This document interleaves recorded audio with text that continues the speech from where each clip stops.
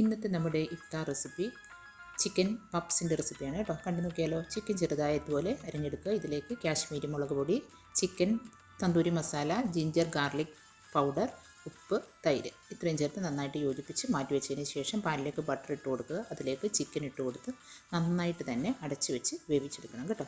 അപ്പോൾ ഇതൊന്ന് നന്നായിട്ട് വെന്ത് വന്നു കഴിഞ്ഞാൽ ഇത് മാറ്റി വയ്ക്കുക. ഇതേ പാനിൽ തന്നെ നമുക്ക് അല്പം ബട്ടർ ഇട്ട് കൊടുത്ത് വെളുത്തുള്ളി ഇട്ട് മൂത്ത് വരുമ്പോൾ സവാള, ക്യാപ്സിക്കം, പച്ചമുളക് ഇതെല്ലാം ചേർത്ത് നന്നായിട്ട് വഴറ്റുക.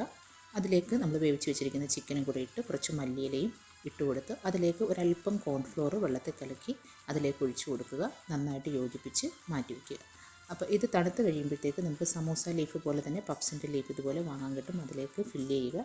മറ്റൊരു ലീഫ് വെച്ച് അടച്ച് 4 വശവും ഒട്ടിച്ച് കൊടുത്തതിന് ശേഷം ഞാൻ എയർ ഫ്രയറിൽ വെച്ചാണ് എടുക്കുന്നത് കേട്ടോ. ഒരു 7 മിനിറ്റ് ഇതിൻ്റെ മുകളിൽ മുട്ടയൊന്ന് തടയി കൊടുത്തതിന് ശേഷം വെച്ചെടുത്താൽ നല്ലൊരു പപ്സ് നമുക്ക് റെഡിയായി കിട്ടും. എല്ലാവരും ഒന്ന് ട്രൈ ചെയ്യുക.